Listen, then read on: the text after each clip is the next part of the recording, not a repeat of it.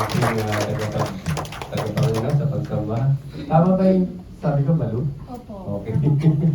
Sana ako nagkamali ako. And praise God din sa ating praise and worship team. Tunay na sana magpatuloy ito at yung ating gawain ay magpatuloy sa live band, di ba? So hopefully magiging kumpleto na yan. Panalangin natin, di ba? So wala namang imposible sa Panginoon eh, di ba? I really praise God dahil kahit na mahirap, kahit na pagod tayo, nandito tayo lahat. So, yung mga gusto ko malaman kung sino yung naandito noong October 31 ba? 30 na nag-preach ako. October 30. September. At yung last Last month. August pala, no? August. Noong August, oo. Noong August, nandito. Noong September 15, dito rin, lahat, no? So, talagang, wala akong ma-absent, ha? Praise the Lord. So, actually, nung August, I think August 30 or 31 or 30, yung preaching natin is about John the Baptist, di ba? So, John the Baptist talked about the Messiah, si Jesus Christ. And then, nakakulong siya. And then finally, sabi niya sa kanyang dalawang disciples, go to Jesus, pumunta kay Jesus para tanungin siya na is he really the one that we are expecting, di ba? Siya ba talaga yung ine-expect natin na Messiah? So, sabi ng Panginoon, sabi mo kay John, this is what I did, so I healed the sick. So, ano yung I healed the broken-hearted, the lame, the blind. Sa lahat ng ginawa niya, ministry, set the broken, set free, gano'n, lahat, everything. Then finally, dun sa kanyang quotation from Isaiah 61 at saka Luke chapter 4 verse 18, specifically, wala dun yung set the captives free. Diba? So that's what John the Baptist expecting. Na-expect niya na pakawalan siya ng Panginoon. It so happened, hindi nangyari. And then, sabi ng Panginoon, this is the one who does not stumble upon me. So, ibig sabihin, hindi na stumble si John the Baptist. Alam niya na mamamatay siya. So, yung doubt niya, it's more on expectation kay Jesus as the Messiah to set him free, pero hindi nangyari, pero hindi siya nag-doubt siya, pero hindi siya na-stumble sa Panginoon. So basically, yun yung pinag-aralan natin. And then, September 15, hopefully tama yung aking mga dates, we talk about sa Luke chapter 11, yung Samaritan, di ba? Sabi ng lawyer, anong gagawin ko for me to inherit the kingdom of God, di ba? So yung lawyer, basically, yun yung mga religious leaders during that time. They know the Old Testament, kabisado nila. Sabi ng Panginoon, ano ba yung nasa Old Testament? Ano ba yung batas? Sabi niya, love the Lord your God with all your heart, with all your mind, di ba?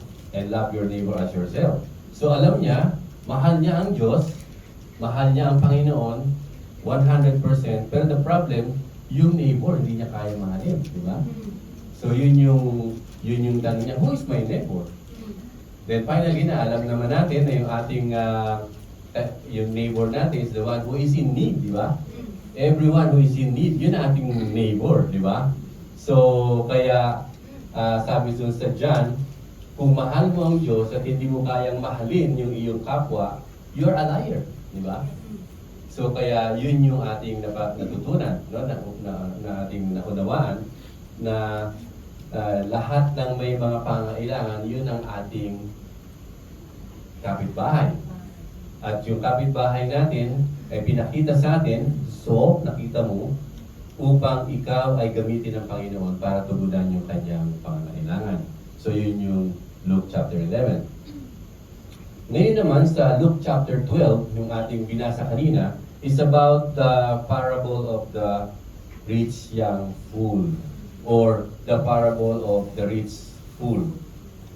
I don't know whatever parable is that, but it's more on a person who is very rich pero full in the sight of God. So I would like you to turn your Bible in Luke chapter 12. So basically, yan yung ating text, yan yung ating binasa kanina.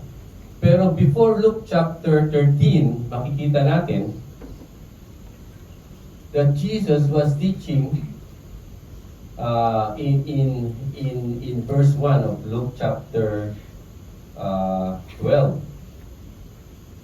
So actually yung parable is in Luke chapter 16, pero pag-aralan natin yung before the parable.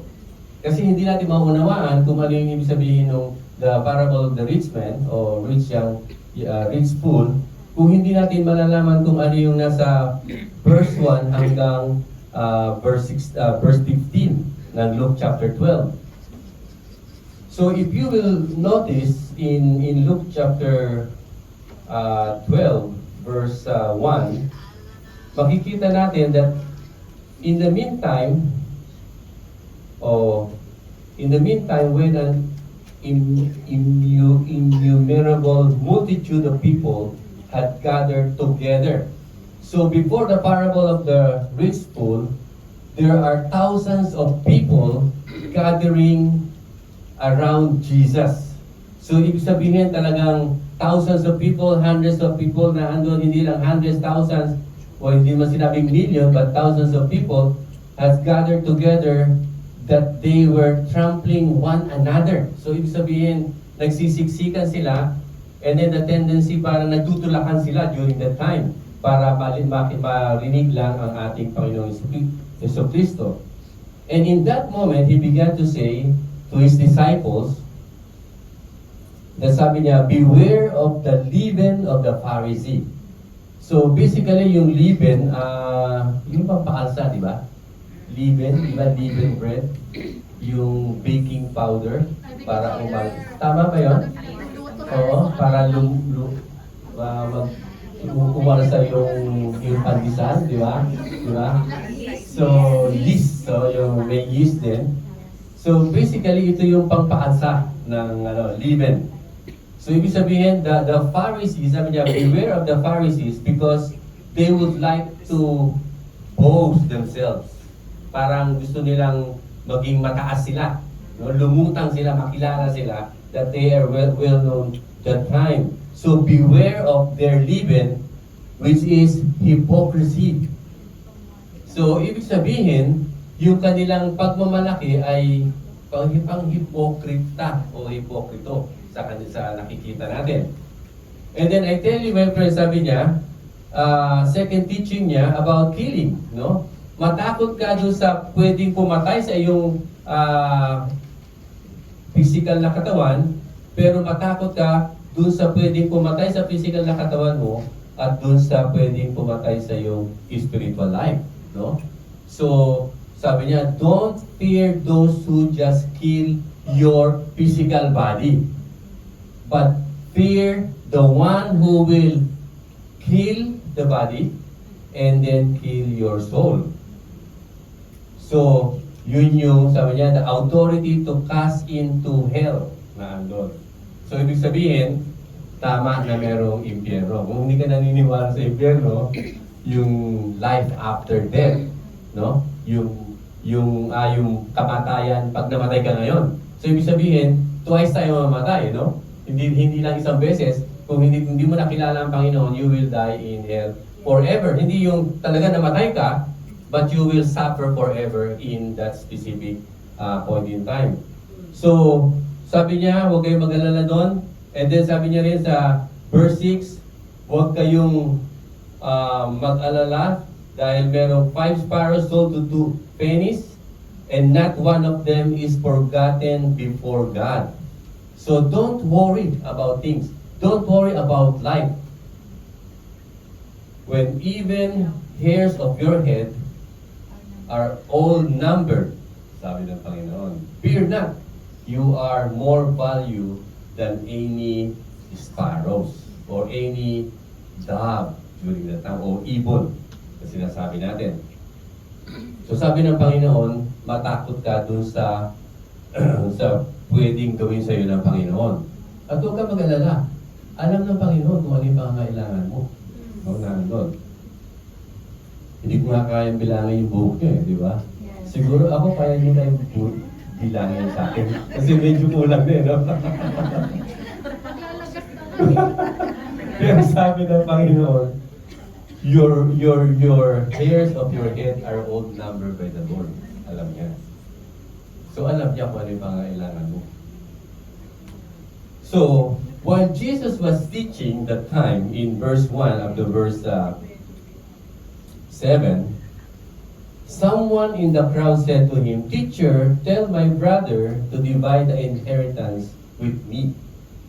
So habang nagtuturo siya, yung background na naandun, Luke chapter 12 hanggang 1 to 7, and in verse 13, meron doon sa kalagitnaan nila, in the midst of that crowd, napakarami, there is someone, meron isang tao na nagsabi sa kanya, "Teacher, tell my brother to divide the inheritance with me." Siguro makikilala natin siya kung sino siya dahil sabi ng Panginoon sa verse 14, man. So lalaki siya. Hindi siya babae. No? So lalaki, specifically, na nakikita natin dito. So that person, specifically, meron silang inheritance. Doon sa pinag-aralan natin, inheritance, sabi nung ruler sa Good Samaritan, how can I inherit eternal life? So ito naman, please Jesus, divide our inheritance with my brother and I, na andun, no?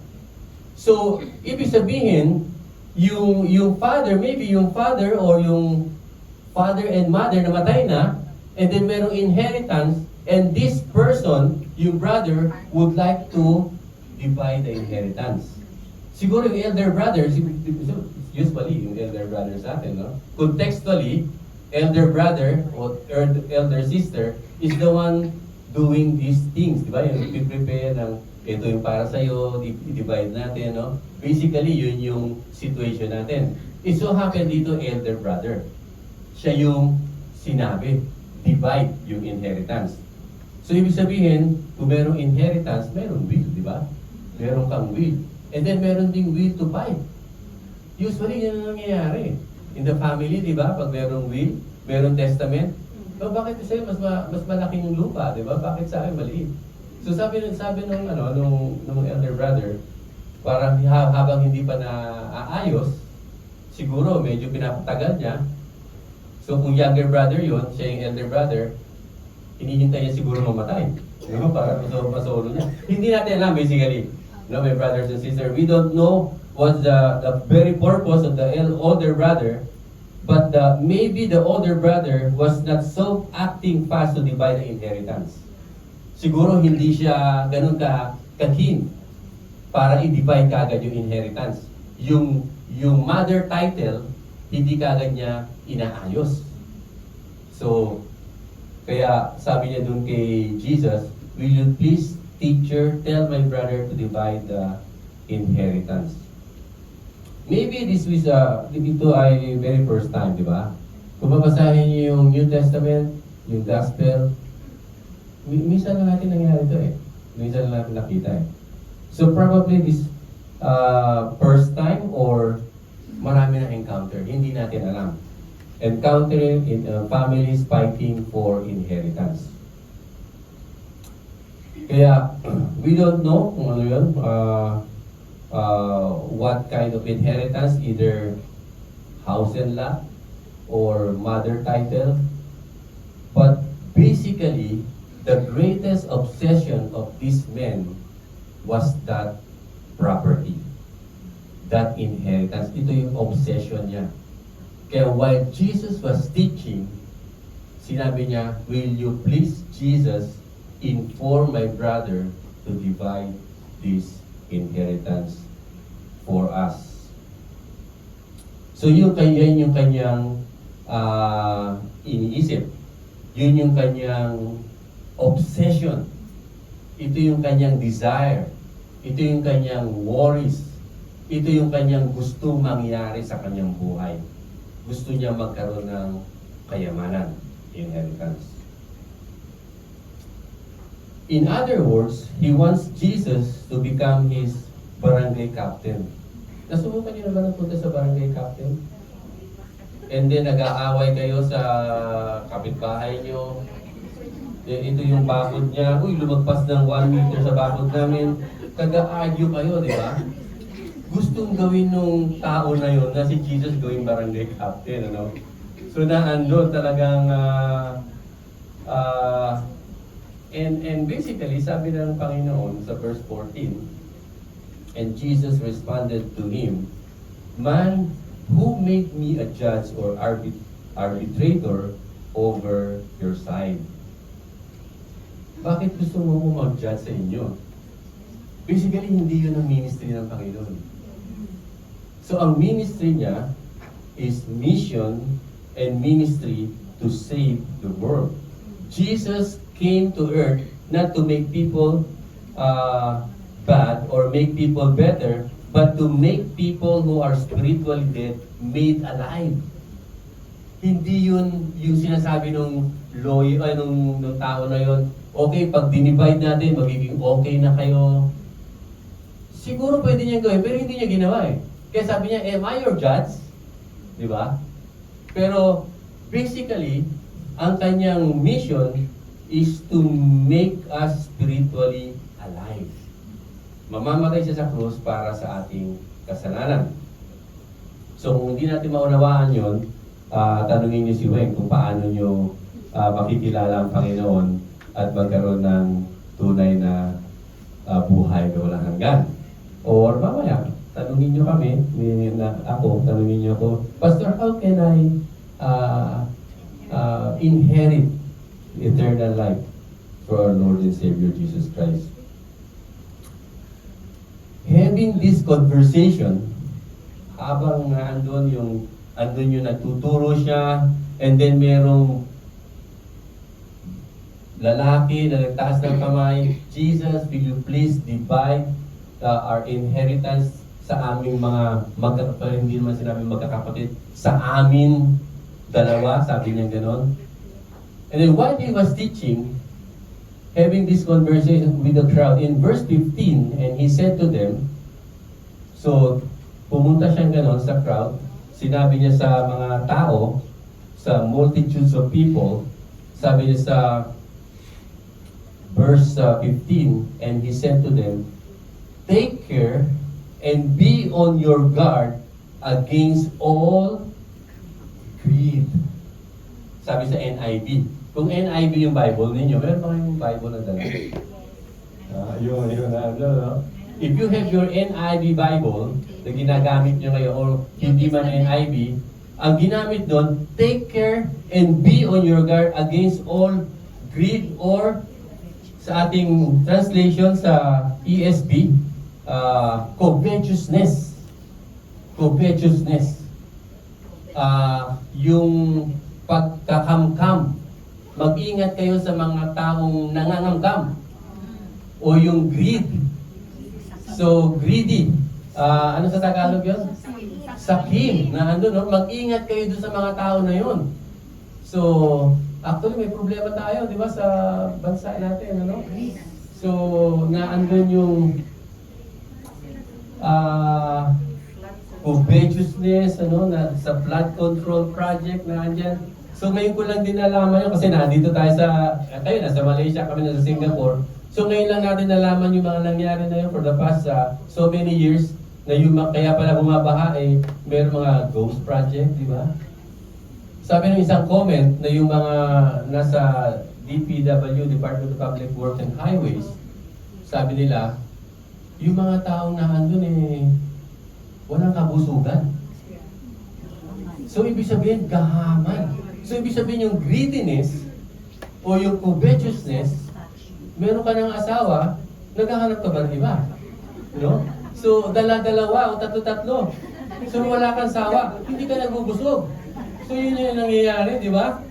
So, yun yung greediness, yun yung covetousness.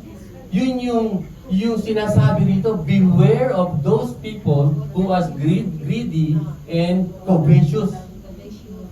Pwede kang kunan ng pera na walang kabusugan itong mga tao na to.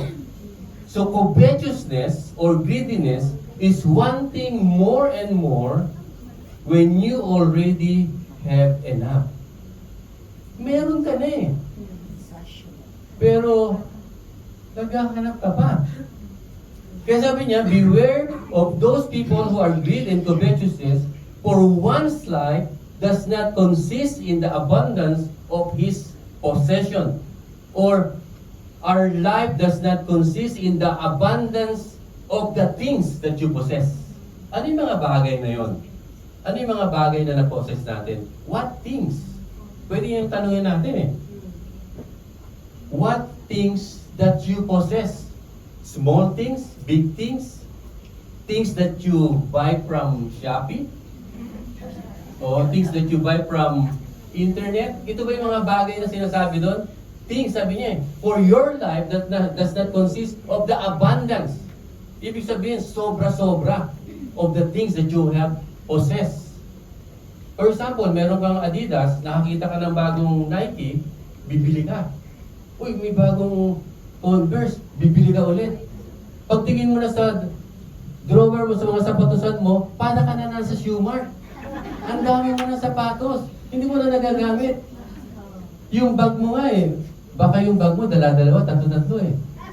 So hindi ka nagsasawa.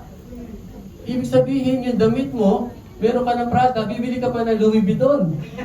So walang ka kontentuhan, walang kabusugan. Ito yung sabi ng Panginoon, for your life does not consist of the abundance of the things that you possess. Hindi doon nasusukat kung sino ka. Kasi minsan pag nakita natin yung bag niya, branded, uy, matindi to. Ibang amo nito. Baka pinapayagan mag part-time.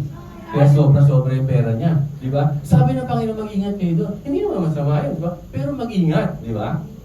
Kaya basically, nasabi ng Panginoon, sinabi niya, huwag kang gagaya doon.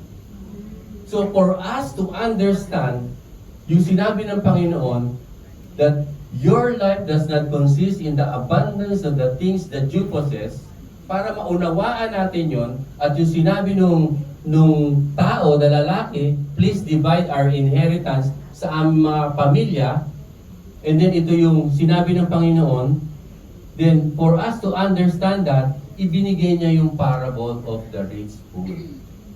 For us to understand, para maunawaan natin. So, kasi minsan, in Singapore or here in Malaysia, yung TV natin, yung media natin is designed to convince you that your life does consist in the abundance of the things you possess. Ito yung advertisement eh. Sabi ng Panginoon, your life does not consist.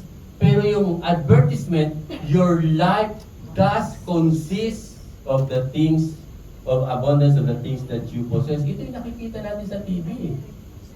Wala kang sawa. Eh, meron ka ng iPhone 16 eh. Professional. Uy, may bago ngayon, iPhone 17, Air 17, Air iPhone.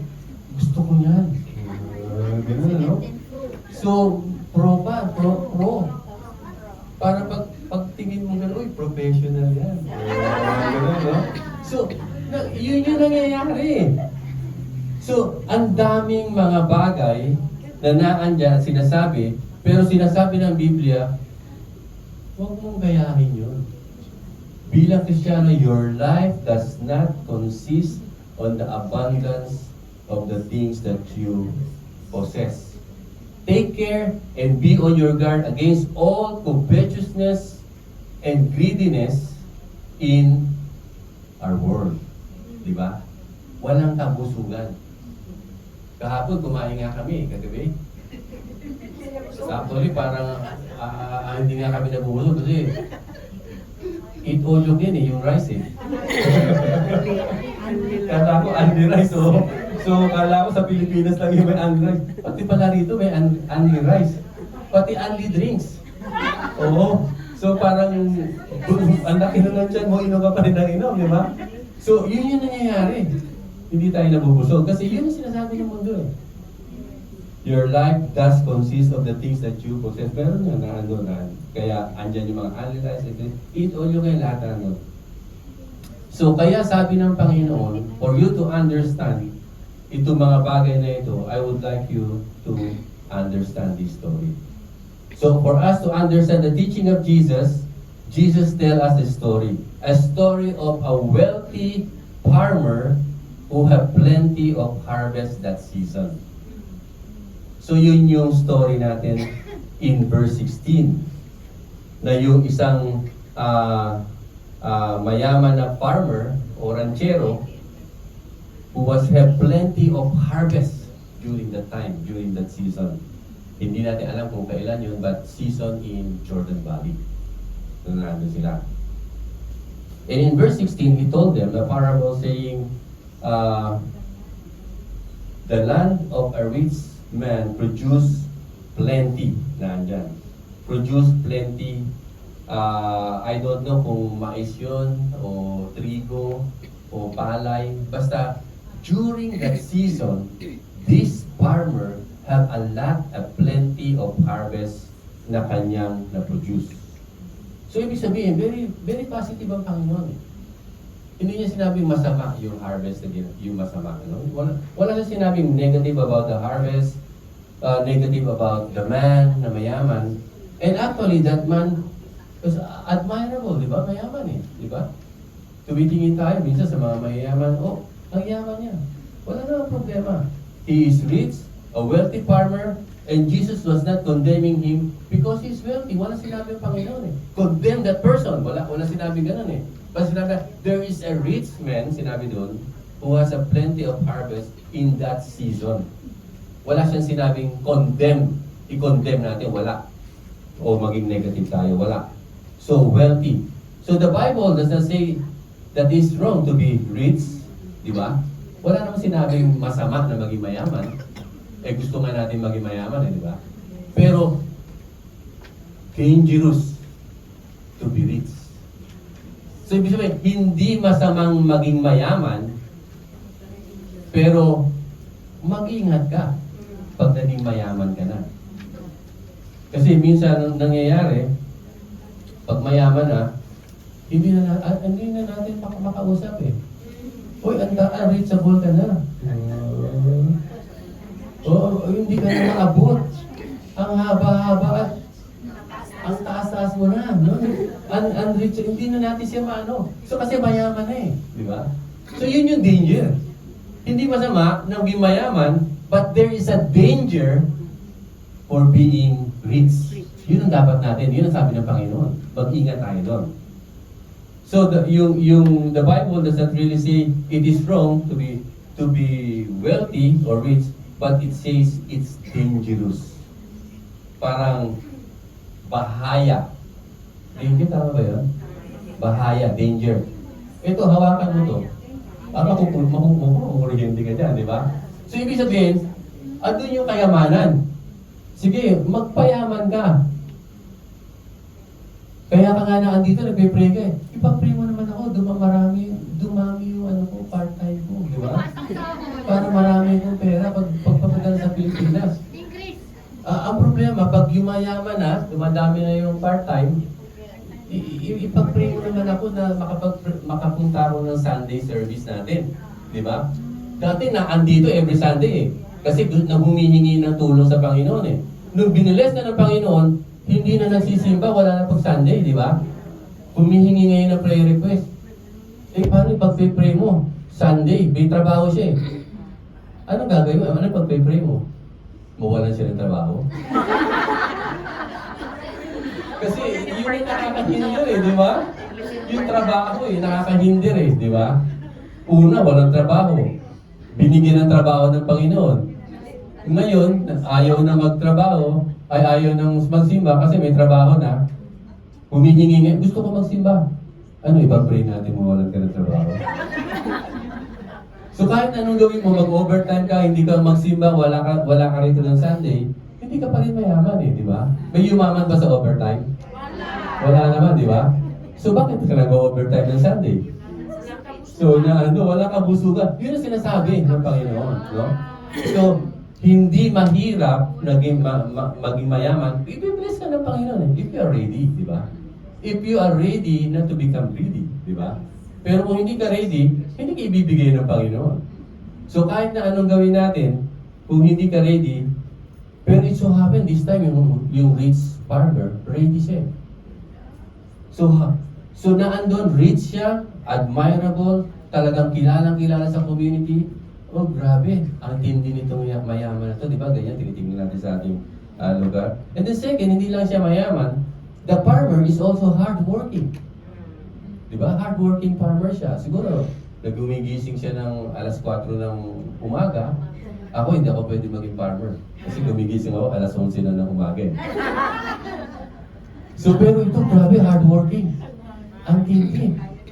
Siguro, alas 4 pa lang ng umaga, talagang nagkakape na siya. Tapos, titignan niya kung andun yung fertilizer. Meron bang, kailangan kong buksan yung tank para merong irrigation na andyan, may tubig, patubig. Titignan niya, may mga tao, kailangan ayusin ko, may peste. So, naandun, hardworking farmer siya. So, the people who plants crops as a hardworking, talagang i-bless ng Panginoon. Walang problema, walang negative. So, kaya nga, actually, nagkaroon siya ng great harvest. Di ba? Plentiful. And the third thing that impressed me in this story, na napakaganda, was this farmer was visionary, progressive. Sabi niya, I have a plenty of harvest in this season, and then my problem is, saan ko ilalagay yung aking harvest? Diba? So progressive siya. May vision siya. Sabi sa verse 17, and he thought sa kanyang isip to himself, what shall I do, for I have nowhere to store my crops. Talagang progressive siya. Meron siya maliit na barn, pero dahil plenty ang harvest niya, from now on, I thought I need to destroy this barn. Sirain. And he said, I will do this. I will tear down my barn and build a larger ones. And there I will store all my grain and my goods. Kanina ang tanong natin, ano kaya yun? Palay kaya? O bigas o whatever, grain? Pero grain maaaring siguro trigo, no, o whatever, basta grain sinabi doon, and my goods. Hindi lang yung grain, kundi meron pa siyang mga ibang harvest, plentiful. So I will store. I need to tear down my old one and build the bigger ones na andun. Very visionary, very progressive. Mayaman siya, hardworking, and then finally may vision siya to build a big barn na andun. He was successful, and the problem, kailangan niya na magkaroon ng storage. And thinking na andun. So, paano kung gagawin? So, very progressive. And then, it so happened na andun, siyempre, pag mayroon kang sinira, meron kayo tatayo, di ba? So, tinawag niya yung architect niya. Yung architect. So, naandun sila sa table. Then, nilay down niya yung kanyang blueprint na naandun. Then sabi niya sa architect niya, this barn I will turn down and then let us build a big barn, sabi niya. Naandun, yung blueprint na andyan, sinabi niya. And then sabi niya sa architect, once we build this barn, I will be known as the rich farmer in this area of Jordan Valley. Yun ang sabi niya sa kanyang architect.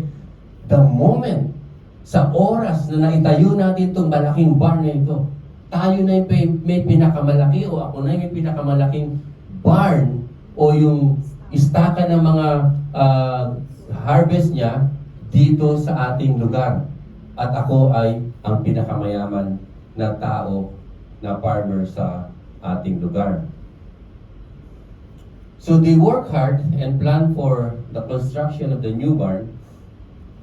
So yung farmer, kaya hindi siya makatulog eh. Talagang ini-imagine niya, sisirain ko to, ganito, hindi siya makatulog. And then stay all night, or hard working nga eh, nandyan, sa kanyang project, thinking, how much is the bill of materials? How much the bill of materials? How much is the tax na ibabayaran ko sa gobyerno? Ayoko maging tax evader, no? Hindi ako nag-evade ng tax. So, magkano kaya yung ibabayad ko dito sa bago ko? So, yung insurance, siyempre, i-insure ko to dahil bago, visionary siya eh. Diba? Yung cost ng tax, yung insurance na ano, saan kaya kukuha ng building permit na ano? Iniisip niyo yun. All night na ano siya. Gabi na ano siya. Suddenly, there is a knock, no? May kumakatok, knock on his door. He goes over, nagpunta siya sa door na yun.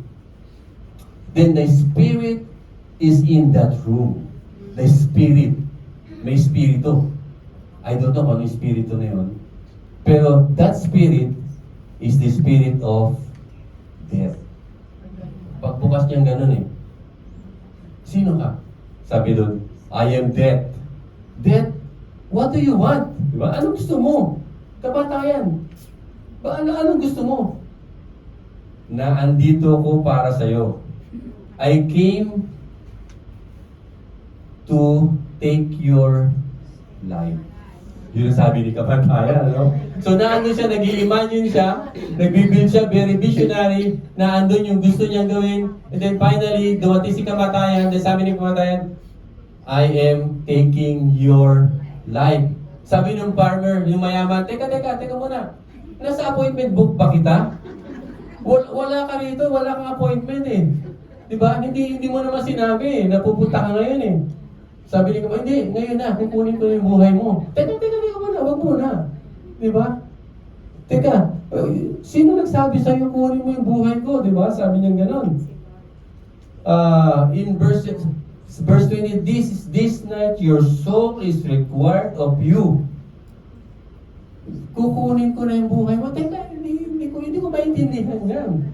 Sabi niya gano'n, di ba? Kamataya. Bata pa ako eh. Right? Sabi niya, marami pa akong gagawin. So I will count of 10. 1, okay, 10, 9, 10. Sabi ng farmer, wait. Sabi ng farmer, let me take a deal. No? I would like to negotiate with you, sabi nung farmer. Sige, I will give half of my riches. Huwag mo lang kunin yung buhay ko. Sabi niya, I will give 1/2 of my wealth. Just don't just don't take my life. Sabi nung kamatayan, I don't need your money. Sabi niya, 9, 8, wait, wag muna. So, okay, I will give everything to you. Sabi niya, lahat ng kayamanan ibibigay ko na sa iyo. I'm very young. Let's start all over again. Sabi nung manong mayaman, di ba? No, I will take your life now. Okay? 6, 5, 4, 3, 2, 1, and 0. Sabi ng Bible, this rich farmer prepared for life, and the very thing that he prepared for was taken away. No? So ibig sabihin, prepared for life, sabi niya, pag nagawa ko to, I will, sabi nga niya sa Biblia, I will sit down, lie down, eat, and be merry. Di ba? Naandun. Wala na siyang pakialam. Dahil naandun na. Pero lahat ng kanyang pinag-ipunan sa kanyang buhay ay wala na. Basically, sabi dito, everything that he prepared for was taken away. Sino magmamana nun? Madadala ba niya yung kayamanan niya sa langit? Hindi.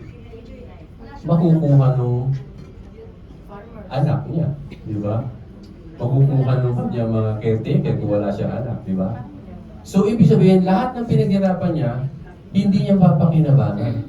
Meron nga isang mayaman, actually, in-interview sa TV. Ang yaman-yaman niya eh. Sabi niya, alam mo, magastos ako eh. Sabi niya gano'n. Medyo matanda na siya. Mayaman siya. Sabi niya, magastos ako eh. I'm very luxurious sa aking buhay na andyan.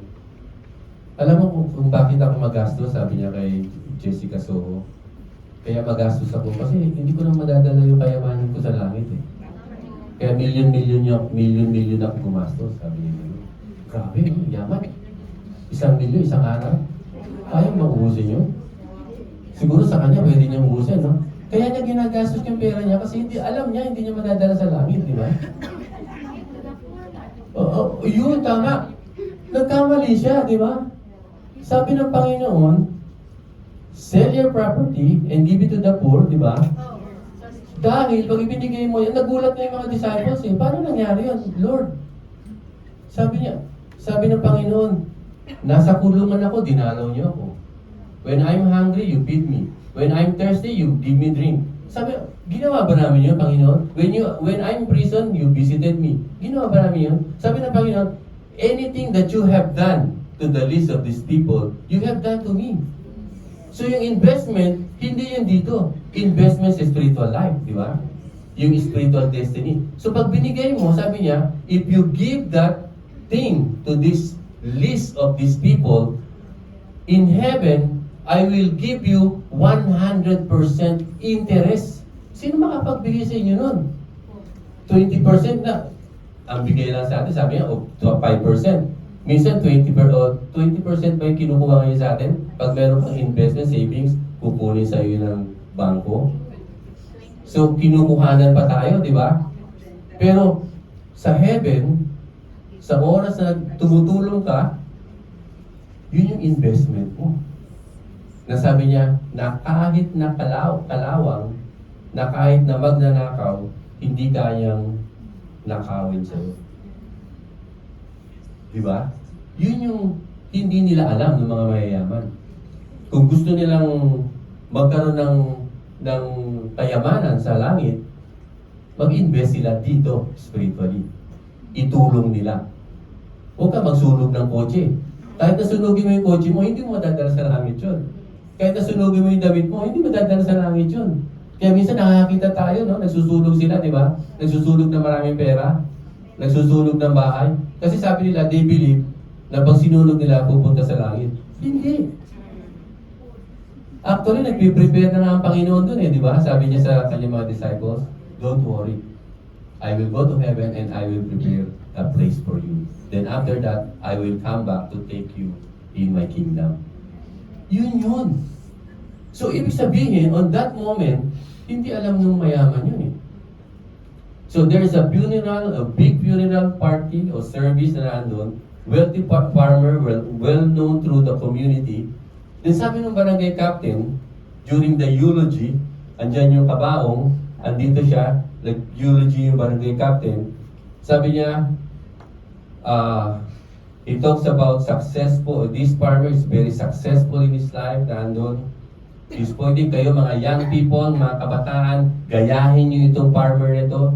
He is hardworking, he is very rich, gayahin niyo siya, greatest builder, barn builder in the entire Jordan Valley. Yun ang kanyang eulogy. Lahat ng kagandahan, lahat ng kabutihan, sinabi niya dun sa namatay na rich person. Then after that, siyempre, nung funeral service, they brought him to the cemetery, di ba? Ililibing na siya. And in the piece of that stone, yung lapida, andun yung pangalan niya, full name, andun yung birthday niya, andun yung death o yung kanyang date of birth date, yung death of yung kanyang date of death niya, na ano lahat. And then, meron pang scripture. So, ibig sabihin, hindi siya unbeliever. Merong verse na nakalagay. Maaaring unbeliever o believer, pero merong verse. And And then after that, nung nilibing na siya, on that night, an angel of God came and passed by the cemetery. And over that stone, yung lapida, he wrote a single solitary word. Sinulat niya dun sa lapida. F-O-O-L. Full. Diba? So, ibig sabihin, this young or this rich young farmer or this rich farmer, he lived in a life, it seems that there is no God. So, ibig sabihin, kahit na maglagay ka pa ng verse doon, pero namuhay ka na hindi ka against God, pero you live a life, it seems in your life that there is no God. That you are God. Kaya sabi ng Panginoon, this rich and wealthy farmer is full in the sight of God. This farmer is not an atheist, he is a religious man, but if you believe that God exists, we should not live like there is no God.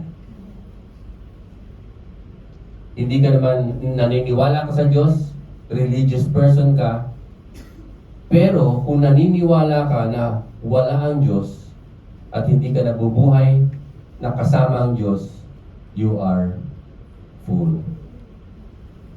And then the end of the story, sabi ng Panginoon sa verse 21, so is the one who lays up treasure for himself is not rich towards God. Kaya kung ikaw ay nag-iimbak ng pera para sa iyong sarili, hindi ka mayaman sa harap ng Diyos.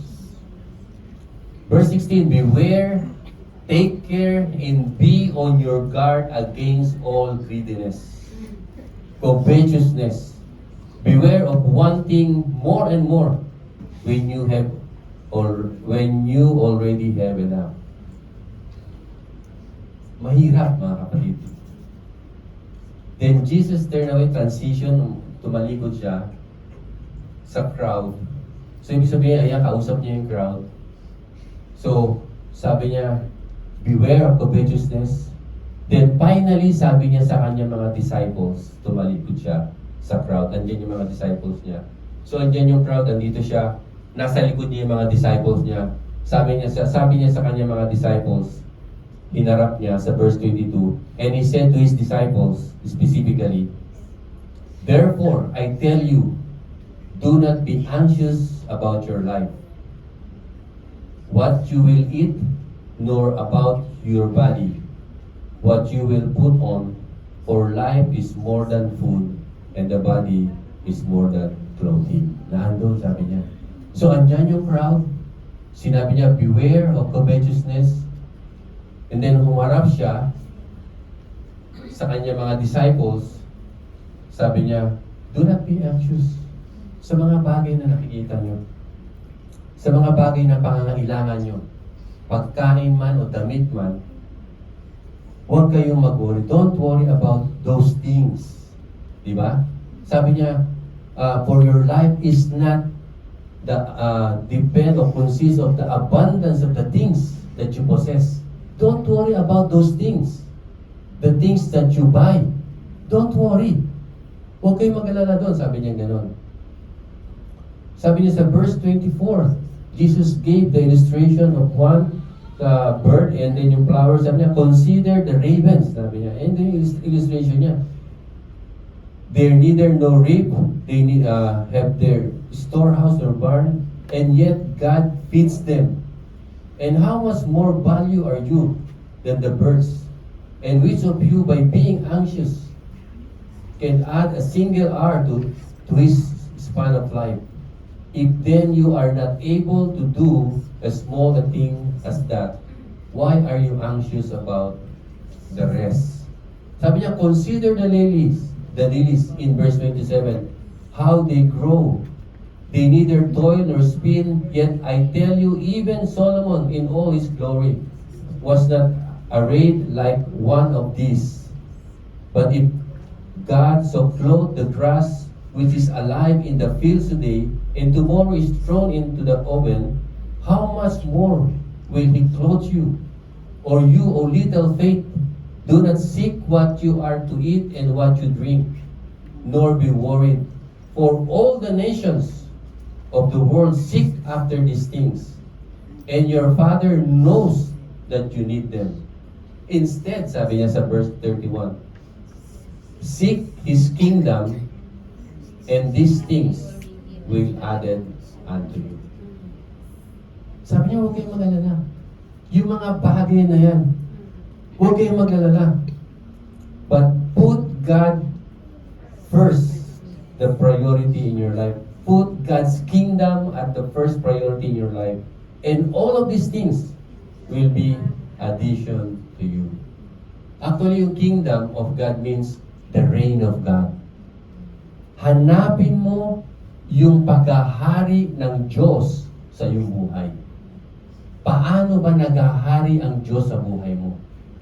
Paano siya? Ibig sabihin, kung tinawag ko siyang Panginoon kanina, baka may mga susi pa na hindi mo binibigay sa Kanya. Di ba? Kasi kung 100% na Panginoon mo siya, lahat ng buhay mo, emotional mo, lahat ng pangailangan mo, lahat ng love life mo, lahat ng bagay na pangailangan mo, kailangan ibigay mo yung susi. Mga kapatid, meron pa bang susi na hindi mo na isosurrender sa Panginoon? Meron pa ba? Kung naghahari ang Diyos sa'yo, lahat ng susi na yon dapat isurrender mo sa Kanya. Dahil bubuksan niya yun para siya maghari sa'yo. O baka meron pang bagay na ikaw ang hari. Kaya hindi mo binibigay yung susi na yon. Maaring yung desire to have more and more things that you need to possess. Kailan ibigay mo yun? Covetousness, di ba?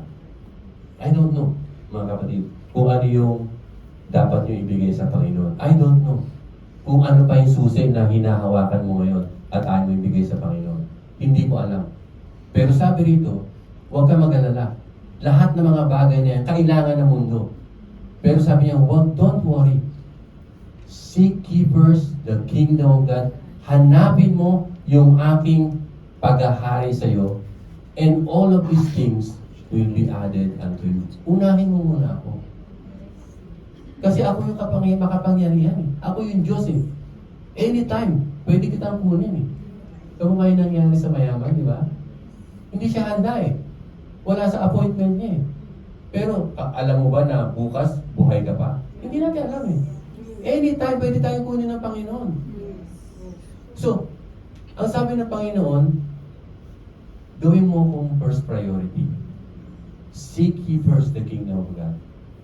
At kung ano man yung susi na pinangahawakan pa natin at ayaw pa natin bigay sa Panginoon, actually pwede natin bigay ngayon. Kung ano man yung worries mo, kung ano man yung pag-aalala mo, nag-aalala ka mo ano, ibigay mo sa Panginoon. Siya ang mag-ahari nun. So tayong lahat ay dumako sa Panginoon sa panalangin. Kung meron man dito ngayon at nais na ipagkaloob lahat ng susi ng kanyang buhay sa Panginoon. At kung ano man yung pinangahawakan mo na mahal mo at hindi mo maibigay sa Panginoon. Ngayon sabihin mo, Panginoon, I would like to give this key to you or whatever, Panginoon, kung ano man itong susi na ito. I don't know what kind of keys is that or key that you are holding on. But this moment, sasabihin mo sa Panginoon, I would like to surrender this key of my life. I want you to open this of my keys of my life. I want you to offer this very secluded door of my life. And this is the key, Lord. I want to surrender. I want you to reign I want you to take over of my life. I want you to be the Lord of my life. I want you to open the door of my life, and I surrender to you. And I will give to you my life forever.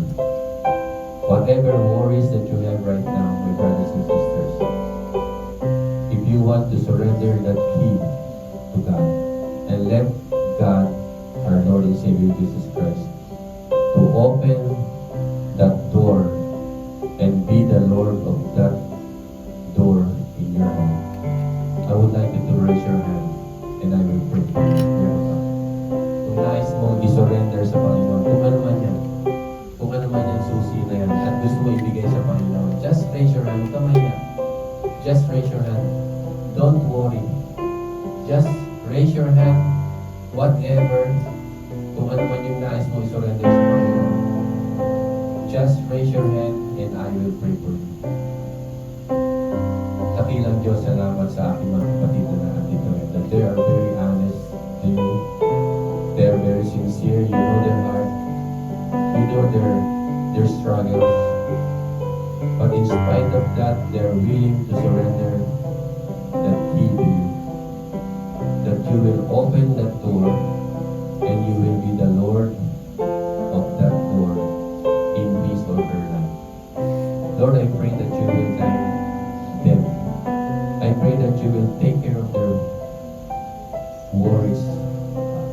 Lord, we claim your promise that if we seek your kingdom, and all of these things will be added into our life.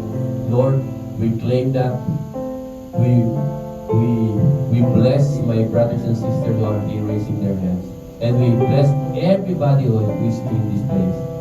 That you will bless them, that you will give the desire of their heart. And I pray, Lord, that you will guard them against the breaches, the danger of being rich, the danger of a plenty of blessing that comes from you. Lord, I pray that you will take care of our heart, that take care of everything, so that you and you alone will be glorified in our life every day, in every moment of our life. We want to live a life that is pleasing unto you. Bless us and guide us as we continue to serve you in this place. And this I ask and pray in Jesus' name. Amen and amen.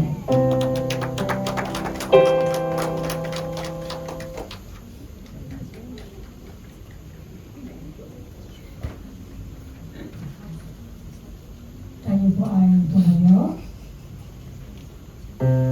para sa ating responsibility. Isa lang ang buhay na binigay sa atin ng Panginoon Diyos. Ito ang gamitin natin na magbigay ng kapayahan sa Kanya. Ito ang ating layunin na mangalap ng Kanyang salita. Ang isang buhay na binigay na dito sa mundo.